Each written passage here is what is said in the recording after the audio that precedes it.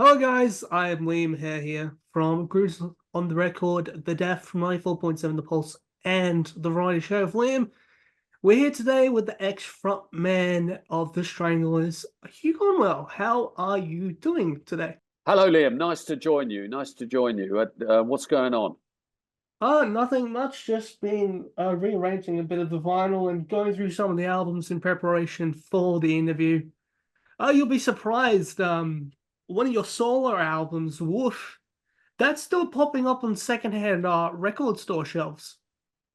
Well, it's a great album. In fact, we've rediscovered a couple of tracks off that work very well live. So I think we'll be airing them when we come over in July, August. I think we'll be yeah. It's great. It's a great some good things on there. Yes, and there's a brilliant song on there called Another Kind of Love, which had this absolutely wonderful music video done by the Czech Republic animator Jean Major, who then influenced a lot of people who did stop motion animation work. The Brothers Choir, who did Sledgehammer by Peter Gabriel. What was it like That's working right. with him to do this absolutely amazing live action stop motion music video? He was a very eccentric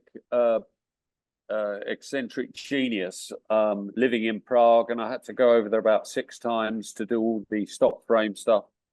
And very interesting man to work with. Yeah, and in fact, that's one of the songs that we're playing live that's working very well. And I've been wanting to play that for a very, very long time, and I finally got the musicians who can do it. Which is great.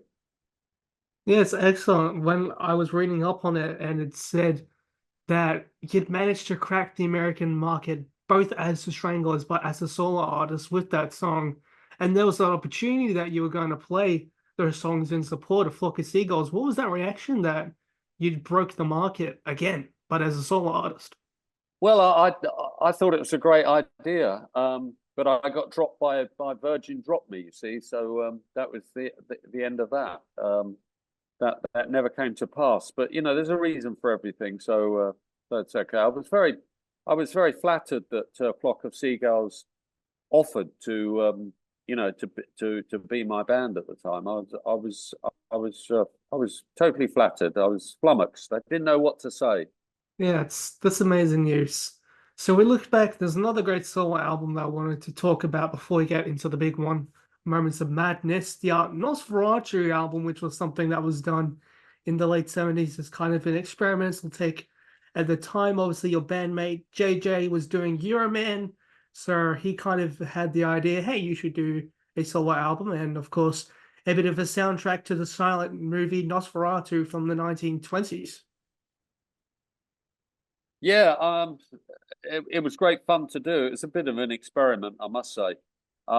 And in fact, one of them, Big Bug, is going down very well live. So we'll probably be bringing that out with us as well when we come to play in Oz. It's great stuff. That stuff on the album is very good fun to play live. It's great fun. Yes, and even though it wouldn't find its way out of the album itself, at least around about the time of its recording, so you had to buy the album if you want to listen to everything. Why would it be packaged in as a B-side with "Don't Bring Harry," which I have I believe it's the French pressing of "Don't Bring Harry," which I got from a family friend of mine who bought a whole bunch of Stranglers vinyl, all original pressed for me a few years ago. So that was great. Wow, Yes, wow, you got big quite a fan, collection. big Yeah, fan. yeah. Yeah, I would say I have everything from the debut up to 10, so at least all your Wow, era. So respectable, great. yes. Uh Diva, obviously, Diva is Mark Mothersbaugh and Bob Mothersbaugh had an input on Rhythmic Itch, so he had all these different guest musicians come through. What did they each bring to the recording process?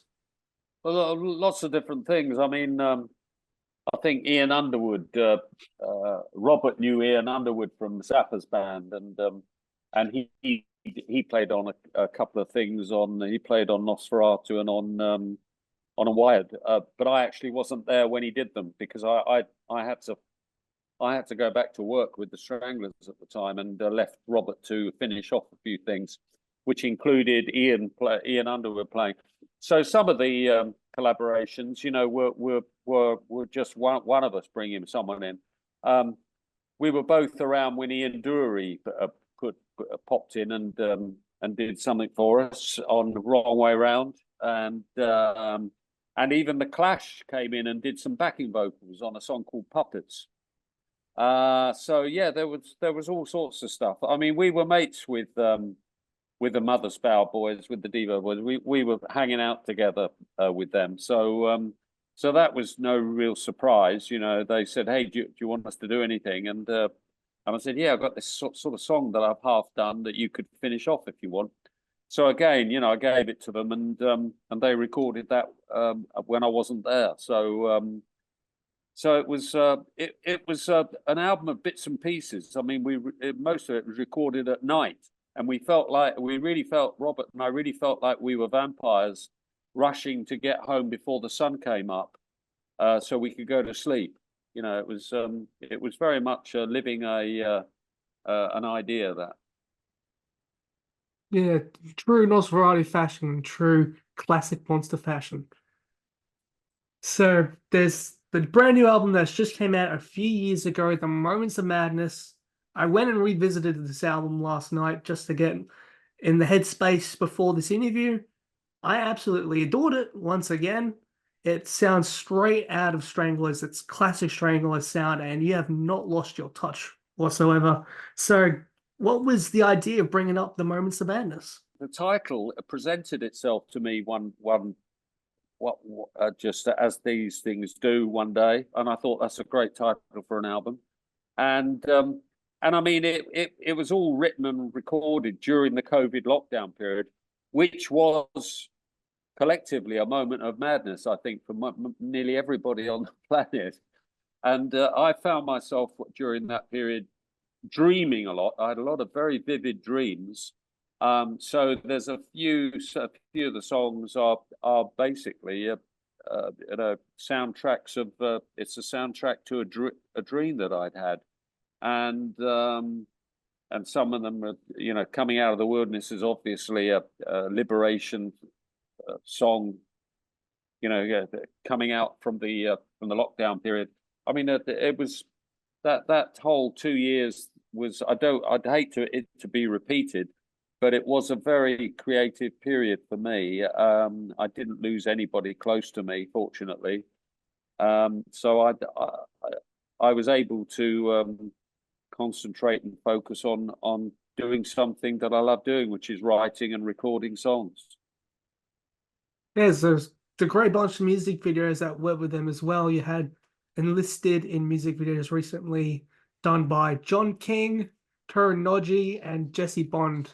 Especially that first one, that animated one, was a great sort of like similarity metaphor of coming out from the lockdown, but also the Wolfman as well, another classic monster character as well. Yeah, he did very well, and I didn't suggest the wolf to him at all. He came up with that, and I said, "Well, that's really odd that you come up with that, because I had a solo album called Wolf, you know, many years ago." And he said, "Oh, I'm sorry, I didn't mean to retread it." And I said, "No, you go ahead. It's fine. It's familiar to me, so, and it will make sense. So don't worry." He was paranoid that he'd done the wrong thing, you know. I love the music videos for Beware of the Doll and Too Much Trash. It reminded me again of the Another Kind of Love music video because it's that stop-start animation style, which really great job on Noji's behalf. Yeah, it's not, stop frame animation is something that isn't really done these days. It's computer generated, and you know, an AI is involved. But this is all done by hand, you know, and it probably looks it. And I like that rough and ready feel that it's got. It's quite passionate, you know. Yes. As we mentioned earlier, it's Aural Stranglers' 40th anniversary this year. And I loved that giant ear sculpture. So what was the idea of this massive art structure that went along with the album? Well, I think there's a recording somewhere of a sort of a little speech I give about us being oral sculptors. Is that correct? It's Yeah, on a recording. Yeah. it's called the Oral Sculpture Manifesto. It Oh, came yeah, the out of the end manifesto. of the Yeah, Feline sessions. Was used actually as the that's right. intro tape on the Feline tour. That's right. Well, so after doing that manifesto, we suddenly it put me in mind of the Dadaists and Surrealists in the 20s and 30s, and their intellectual, manifestations that manifestos they came up. And so it made sense to have actually a, a work of art to represent this. And my brother-in-law was the man who did the two videos, John King. It's the Mm. same guy who Ah, built the sculpture. incredible. John King, yeah, he's an artist. So, and he was my brother-in-law. So I thought, what's wrong with a bit of nepotism? I said, hey, John, do you want to build this? And he said, yeah, if you like. Yes. It's incredible. It's also seen in the Skin Deep music video as well, which is a song I want to cover about because that did pretty well here in Australia in 1984 as a hit. Well, I'm glad because that will probably definitely get played on this coming tour we're going to do. It for some reason it's one of the Strangler songs that works really well with our lineup, and so we'll definitely be airing that one. So when you toured Australia in 1978, and this will kind of roll into touring in general, things were probably you probably weren't looked upon very well, and influenced a great song called "Nuclear Device" from The Raven. The Wizard of Oz. Yes, Yeah, Joe Bjorky Peterson. That's right. He was the Wizard of Oz, wasn't he? yes, he was. Did some sold off the land for nuclear testing, and just an absolutely amazing song. Well, So but it's all true. It's all true, isn't it? I mean, it's a, there's nothing. It's not a fictional character. He actually existed. And in yeah. fact, we did a show. We did a show in Brisbane, in a tavern. It was a sort of a big pub that was a gig as well. I remember doing a gig there, and he knew we were coming into town, and he sent in agitators to attend the show, our show, who started causing trouble, and they started throwing glasses around, and one hit me on the head on stage, and I thought I was sweating profusely, but I was bleeding from a head wound, and then it got a bit out of control, and they had to stop the show, and the venue its license was revoked, which is just the sort of thing that he wanted to do. He wanted to have control over people's entertainment. Mm. It's a great song, and it's one of those classic ones when I think of the Stranglers, along with this next song I want to discuss. It's one of those ones that has a mainstay in the set for a reason, I think, has a very special place in the hearts and also the minds of Australian politics as well.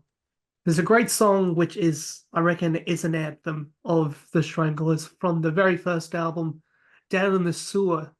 And some might say it leads itself into a bit of progressive rock or prog punk in some terms with the Rats Rally section. Would you agree to that? Well, that's quite an interesting view. I guess so. I mean, it's an odd time. It's an odd arrangement. It's not an odd time signature, but it's an odd arrangement. And yeah, it is quite progressive, and it's actually it's like a classical piece in the sense there's four movements, and an intro, and then the middle piece, and then the finale. So it's quite. I guess you could call it progressive rock. Yeah, why not? Yeah, And it's just there's also a bit of dub rap in there as well. It was probably one of the first rap songs as well.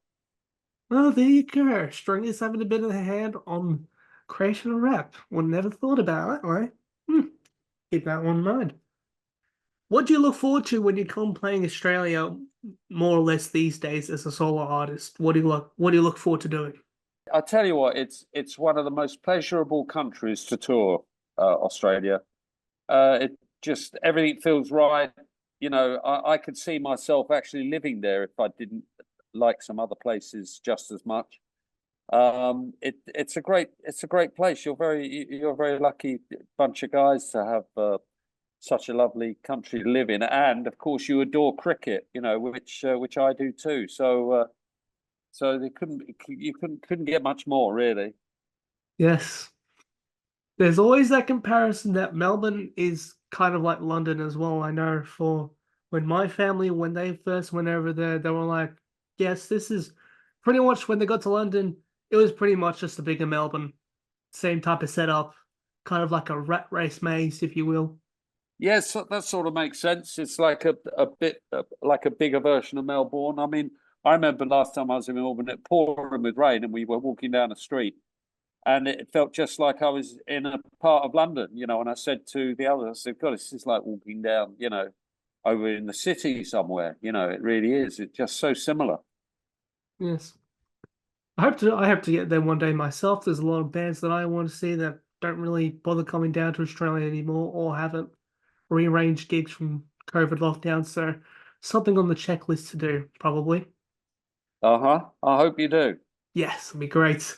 Going back to Aural Sculpture album now, there's a single that I pulled out from my collection. Aha, here it is.